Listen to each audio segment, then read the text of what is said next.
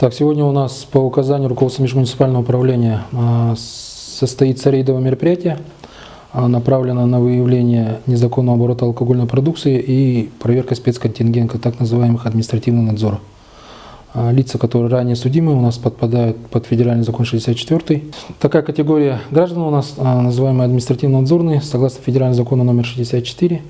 Это ранее судимые лица за тяжкие, особо тяжкие преступления, на которые возлагаются судом ограничения. Вот сегодня ночью мы будем их проверять.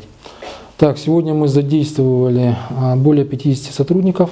Это у нас участковые уполномоченные, сотрудники дорожно-патрульной службы, ППС и сотрудники уголовного розыска.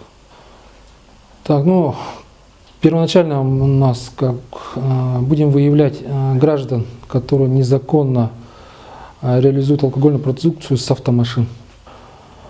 Также у нас будут подвергнуты заведения, рестораны. У нас получено письмо Союза рестораторов о том, что у нас на территории города Якутска функционируют рестораны, которые не имеют лицензии и не подпадают под ГОСТ Российской Федерации. Вы продаете? Продали? Сейчас только нет. На продаже? Нет.